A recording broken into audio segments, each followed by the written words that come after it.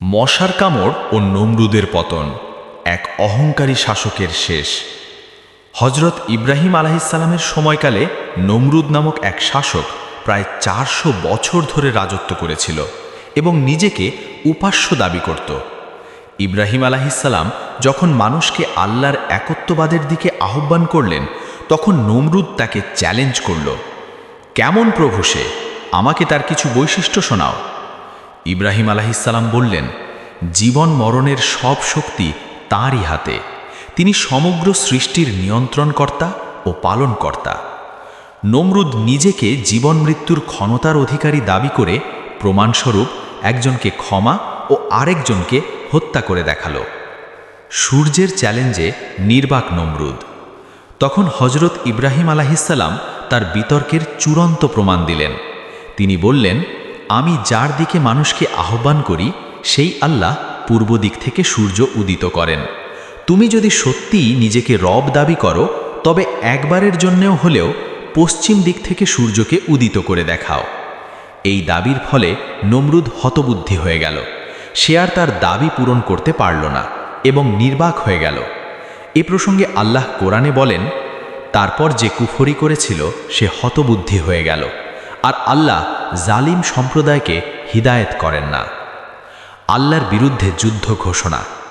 ক্রোধে অন্ধ হয়ে নমরুদ ইব্রাহিম আলাইহিসসালামকে আগুনে নিক্ষেপ করল, কিন্তু আল্লাহর নির্দেশে সেই আগুন ইব্রাহিম আলাইহিসসালামের জন্য শীতল ও নিরাপদ হয়ে গেল।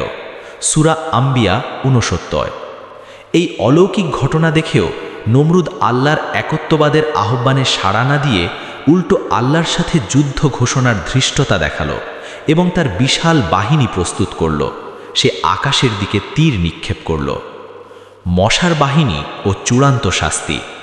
হজরত ইব্রাহিম আলাইহিসসালাম যখন আকাশের দিকে আঙুল দিয়ে দেখালেন, তখন দূরে কালো রঙের এক মেঘ দেখা গেল। কাছে আসার পর দেখা গেল তা ছিল লাখ লাখ মশার বিশাল বাহিনী। নমরুদ অবজ্ঞার সুরে বলল, এ তো মশা, তুচ্ছ প্রাণী, তাও আবার নিরস্ত।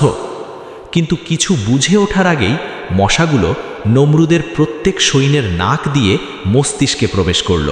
সৈন্যরা যন্ত্রণায় হিতাহিত জ্ঞান হারিয়ে নিজেদের তরবারির আঘাতেই একে অপরকে আহত বা নিহত করে ফেলল। নমরুদ পালিয়ে প্রাসাদে চলে এলো, কিন্তু একটি দুর্বল ল্যাংড়া মশা তাকে তাড়া করে নাক দিয়ে মাথায় ঢুকে পড়ল। মশাটি তার মগজে দংশন করা শুরু করল। নমরুদ যন্ত্রণায় অস্থির হয়ে পায়ের জুতো খুলে নিজের মাথায় আঘাত করতে শুরু করল। অবশেষে মাথায় মৃদু আঘাত করার জন্য একজন সার্বক্ষণিক কর্মচারী নিযুক্ত করল। সুদীর্ঘ 40 বছর তার জুলুমের জীবনের সমপরিমাণ তাকে এই দুঃসহ যন্ত্রণা ভোগ করতে হয়েছিল। অবশেষে মাথার আঘাতের তীব্র ব্যথায় নমরুদের মৃত্যু হল। শিক্ষা। অহংকারী নমরুদের এই করুণ পরিণতি প্রমাণ করে আল্লাহর ক্ষমতা অসীম। সবচেয়ে ক্ষুদ্র প্রাণীও আল্লাহর হুকুমে সবচেয়ে বড় অত্যাচারীর জন্য সবচেয়ে বড় শাস্তি হতে পারে।